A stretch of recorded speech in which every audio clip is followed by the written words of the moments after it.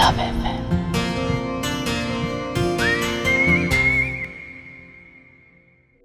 रात के करीब 1 बजे थे। ईशा दुल्हन का लिबास पहने फूलों से सजे कमरे में बैठी हुई थी। शांत हो जा ईशा, तू दुनिया की पहली लड़की नहीं है जिसकी शादी हुई है, और अरहान तो तेरा दोस्त भी है। तू ऐसे डर मत।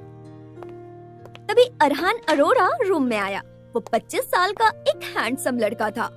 वो ईशा के पास आकर बोला, तुम्हें क्या लगता है ईशा कि मैं तुम्हें गले लगाकर प्यार करूंगा? मत करो मेरे सामने ये ढोंग। मैं नहीं मानता इस शादी को। ईशा उदास होते हुए, ये क्या कह रहे हो अरहान? आज ही तो हमारी शादी हुई है। तुमने अपनी मर्जी से मुझसे शादी की है, और शादी की बात अलग है। हम दोनों बचपन से फ्रेंड हैं। ऐसा मत बोलो प्लीज।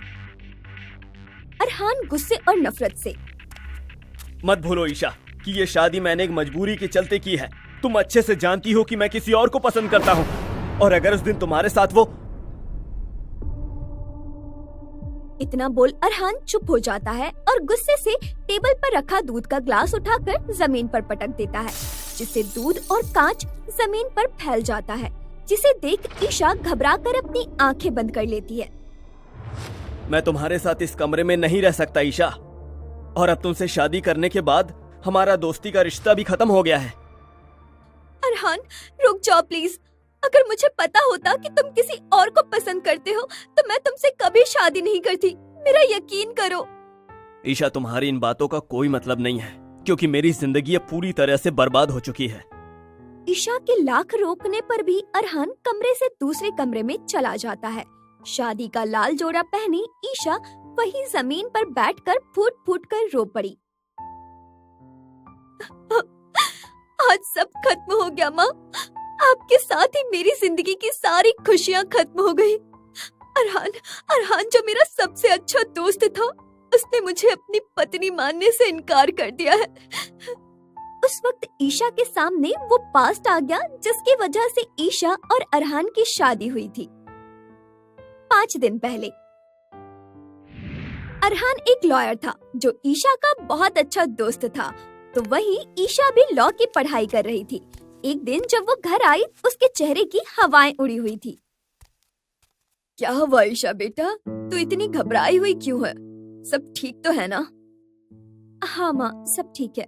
बस बहुत थक गई हूँ ना, इसलिए थोड़ा रेस्ट करूंगी तो बेहतर फील होगा। इतना बोल सहमी हुई ईशा भागकर रूम में चली जाती है। तू चाहे मुझसे झूठ बोल ले, पर कुछ तो है जो तुझे परेशान कर रहा है। तभी अक्षिता जी के फोन पर किसी की कॉल आई, और कॉल पर अरहान था। आंटी, वो ईशा कहाँ पे है? मैं उसे कब से कॉल कर रहा हूँ, वो मेरा कॉल ही नहीं उठा रही है। पता नहीं बेटा, जब से बाहर से आई है थोड़ी सहमी सहमी सी है। मेरे पूछने पर भी कुछ नहीं बताया। अरे आंटी, अब फिक्र मत करिए, मैं उसका मूड ठीक कर दूंगा।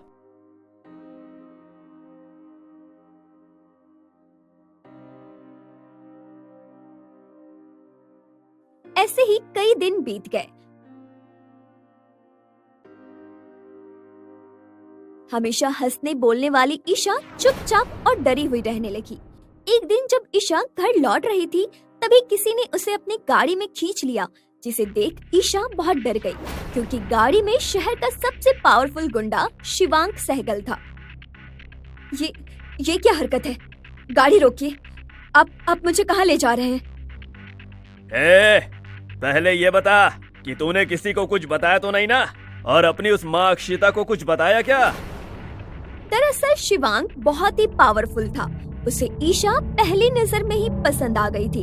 तब से वो पूरे टाइम ईशा पर नजर रखता था, उसे आते जाते डराता था। बताने को मना किया था ना, इसलिए मैंने माँ को कुछ नहीं बताया। किसी को कुछ नहीं बताया।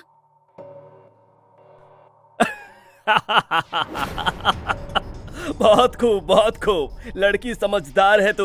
और हाँ, इसी बात पर तेरे लिए खुशखबरी, कल शाम 6 बजे बालाजी मंदिर आ जाना। और हाँ, अगर नहीं आई ना तो तुझे तेरे घर से ही उठवा लूंगा। हम दोनों कल ही शादी करेंगे। क्या शादी? नहीं नहीं, मैं तुम जैसे गुंडे से शादी नहीं कर सकती।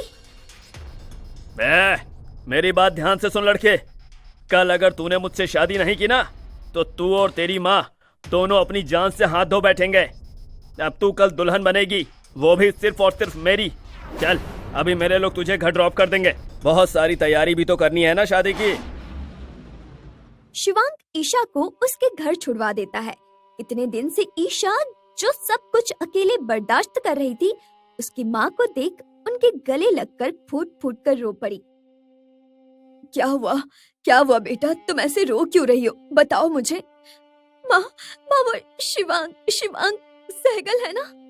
शिवांक सहगल? वो तो इस शहर का सबसे पावरफुल गुंडा है, उसके सामने कोई नहीं टिक पाता। पर तू उसके बारे में क्यों बात कर रही है?